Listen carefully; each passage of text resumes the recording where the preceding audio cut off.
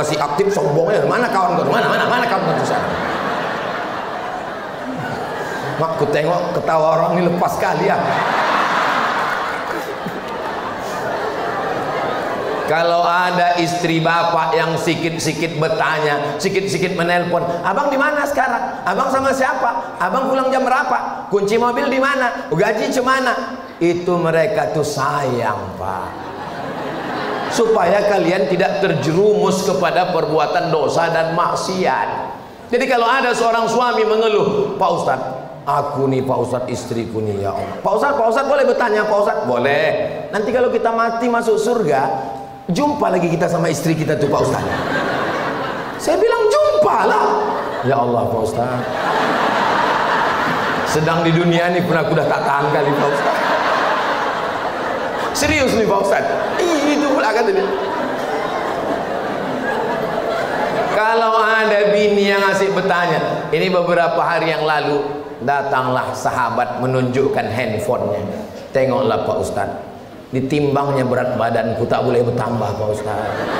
Ketahuan pula aku makan kelapa muda nih Pak Ustadz. Tengok Pak Ustadz. Paksa dia bertelepon, miss call, video call dengan saya. Adek, ini dengan Ustadz Somad katanya. Nah, saya bilang, ibu udah. Habis itu tutup, aman Pak Ustadz, aman. Ada jamaah nih sengaja membawa baju beberapa. Pertama pakai baju kemeja, habis itu pakai baju koko. Saya heran, untuk apa nih Pak? Laporan ke rumah Pak Ustadz. Kalau udah keluar kota ditanya, abang di hotel mana? Hotel syariah dek. Alhamdulillah, kebetulan dia di hotel syariah. Habis telepon itu baru dia keluar.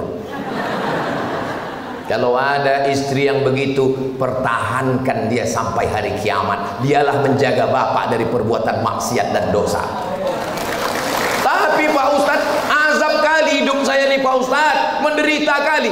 Bapak yang model dapat begitu, insya Allah nanti waktu dikubur tak kena azab lagi. Pas datang malaikat mau mengazab, kata malaikat satu lagi, yang ini tak usah kita azab, udah azab kali dia udah.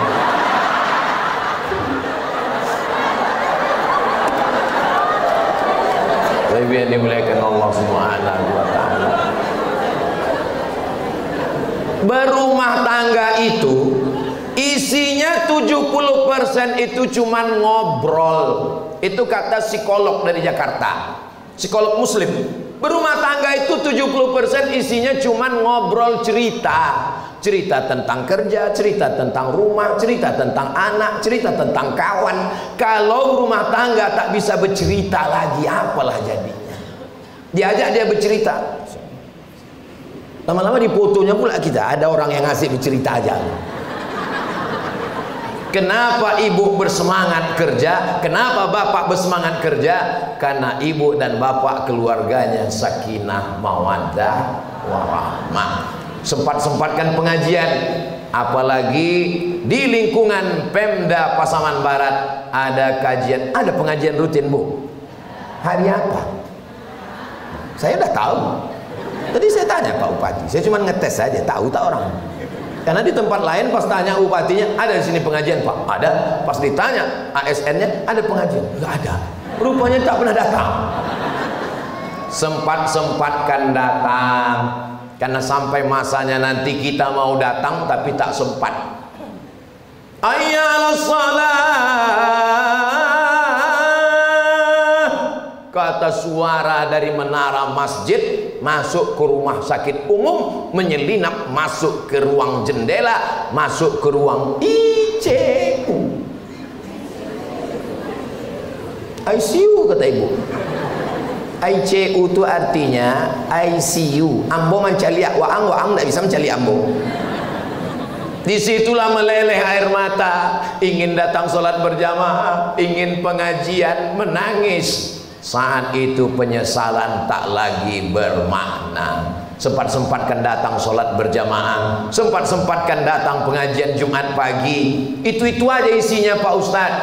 Ada yang baru. Jiwa kita ini jangan sampai kering kerontang. Duduk di masjid, turun rahmat Allah, didoakan orang baik, ada pembacaan Quran, ada pengajian, ada doa di akhir majelis. Nantilah Pak Ustadz pengajian.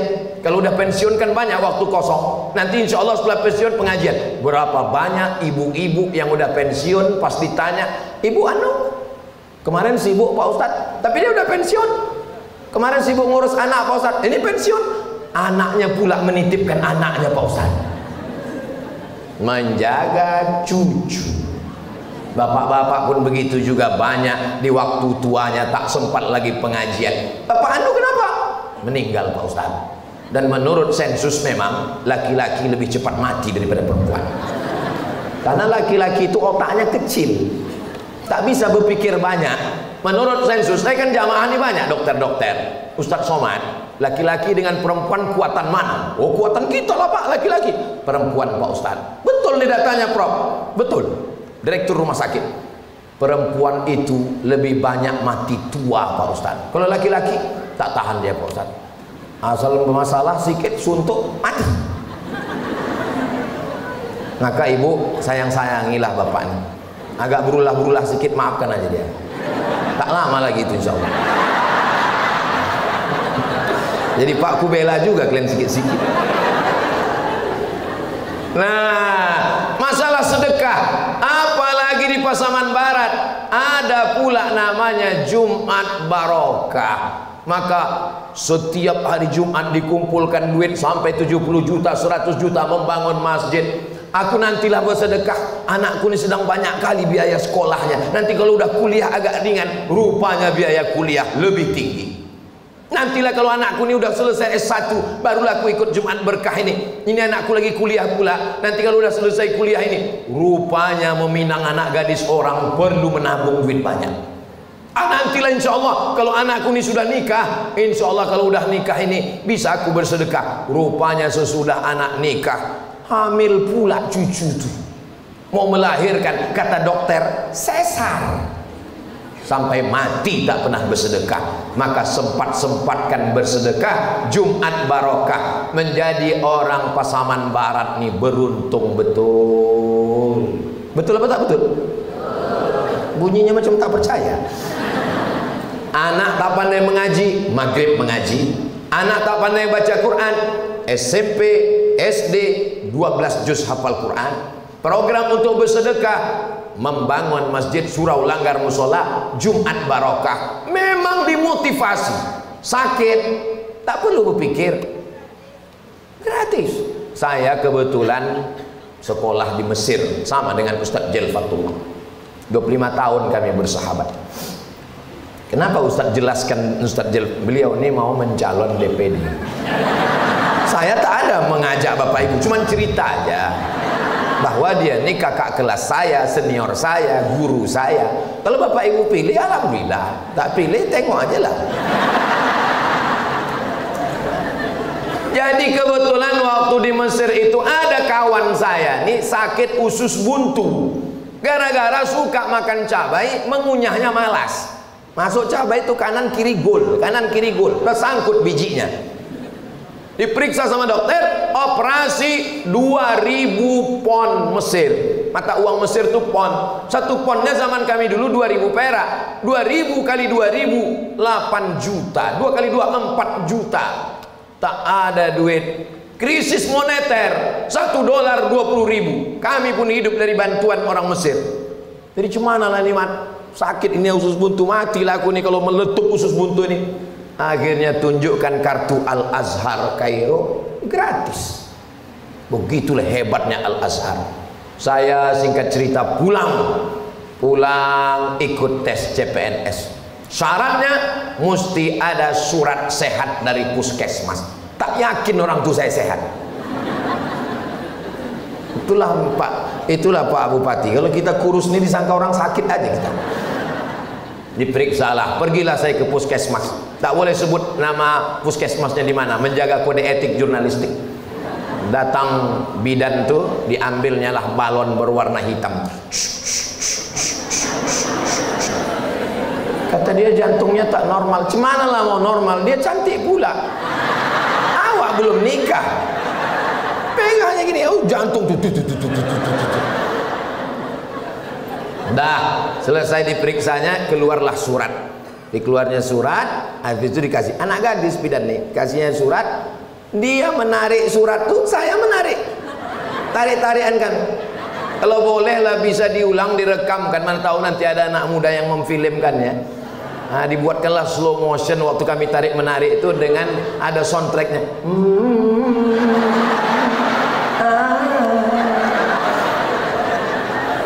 Saya heran, kenapa ditahannya surat yang sekerat sepotong ini? Pas saya tanya, kenapa ibu tahan? Bayar dulu. Di Mesir sakit usus buntu operasi di kampung orang gratis, di kampung sendiri sehat pun bayar. Beruntung betul orang Pasaman Barat. Makanya kalau ada orang Pasaman Barat, kenapa lo orang ini ragu-ragu tepuk tangan begitu? Kalau ada orang Pasaman Barat nih tak juga bersyukur kepada Allah. Memang innalillahi wa inna ilaihi raji'un. Disediakan pengobatan gratis luar biasa. Apalagi tadi malam sampai subuh tadi, setiap acara saya tengok ambulan ada terus. Saya selama ini setahu saya ambulan ini kan untuk orang sakit. Rupanya di Pasaman Barat ini, di samping tempat orang sakit, anak hilang pun di situ juga diletakkan. Malam tadi anak hilang, bagi yang mau mencari diletakkan di ambulan sebelah kanan gitu. Yang dimuliakan Allah Subhanahu wa taala, syukuri ini dengan alhamdulillahi rabbil. Mati meninggal Bapak, maka masih tetap ada yang mengalir. Itulah dia harta yang tidak putus. Pak Ustadz, kalau kami meninggal, ya, apakah pensiun kami ini diambil istri saja atau anak? Istri mendapat 1/8 karena ada anak. Anak laki-laki dapat 2 kali bagian anak perempuan. Karena itu adalah termasuk warisan. Warisan. Tapi kalau bapak meninggal, semua ini tinggal. Mobil yang pernah dibeli tinggal. Kenapa? Diambil dialer karena baru bayar 3 bulan. Mobil itu kredit, dari bunyi klaksonnya pun kedengaran kredit, kredit, kredit, kredit. Rumah ibu itu, ibu punya jatah 1/8 karena ada anak.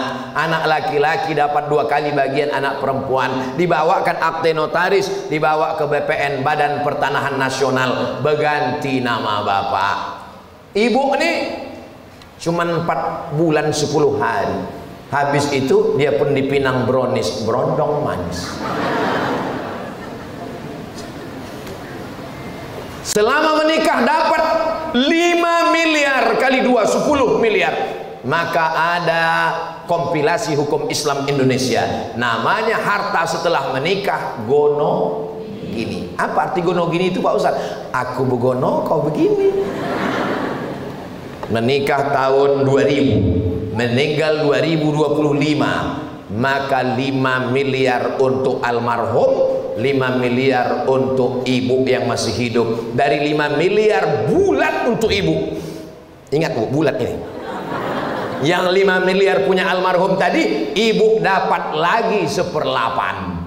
Dan sisanya, catat kalau bisa catat, sisanya dibagikan ke anak laki-laki, 2 kali bagian anak perempuan. Jadi kalau ditotal semuanya 5 miliar, 1 miliar tambah 125 juta karena 1/8 ada anak. Kalau sudah 6 miliar di tangan, nikah dengan suami yang baru, brownies. Sore-sore dibawanya jalan-jalan pakai moge. Ditanyanya, mana kubur laki kau yang lama tuh? Tak bisa lagi nunjuk pakai tangan, pakai kaki aja. Itu. Pecah gelas saking panasnya tiba panas. Kalau bisa Pak Bupati, tak usahlah Ustadz Somad tuh diundang lagi di ASN nih. Panas hati kami. Ustadz provokator nih memang. Sesuai lah sama gambarnya itu, mau mengamuk aja. Saya nih bukan mau merusak hubungan bapak sama ibu. Jangan gara-gara ini besok bapak minta kopi, ibu mengamuk berkelahi. Bukan itu maksud saya. Saya ini cuman mau memberitahu bahwa kalau kita mati, yang setia bersama kita hanya amal soleh, bukan soman. Amal soleh. Bapak sempat-sempatkan sholat, bapak sempat-sempatkan puasa sunat, bapak sempat-sempatkan. Apa kata Pak Bupati tadi? Ustaz Somad ini makannya sedikit, nasi tadi cuma sesendok, soto. Pak Bupati tak makan sama sekali. Duduk saya di samping adik kelas saya, pimpinan pesantren Al-Muttaqin di ujung Gadiang. Ada di situ pesantren Muttaqin. Nama pimpinannya itu Ustadz Nasrullah. Ustadz Nasrullah ini sahabat dekat saya. Dia dari Libya dulu. Pas duduk tuh, dibawakan Pak Bupati lah soto ke dekat dia. Langsung saya WA ke kawan-kawan kami yang ada di Jakarta. Saya bilang, aku sudah ceramah dari Jakarta sampai ke Papua, belum ada lah aku tengok alumni Timur Tengah yang dibawakan soto sama Bupati. Entah apalah zikir Ustadz Nasrullah ini, saya bilang. Wah, bertanya lah orang itu semua, betul Diman? Betul lah, tak percaya kalian sama aku, bilang. Lupa pula saya merekamnya tadi. Rupanya Pak Bupati puasa, dikasihkannya jatah tuh ke Ustadz Nasrullah. Kita kalau sedang puasa, ada tamu, itu terserah kita. Faman syaa falyasum, kalau mau lanjutkan puasa silakan. Wa man syaa falyuftir, kalau mau berbuka silakan. Tersinggung Ustadz Somad, Pak Bupati tak makan? Saya tak tersinggung. Kenapa? Karena sudah ngaji.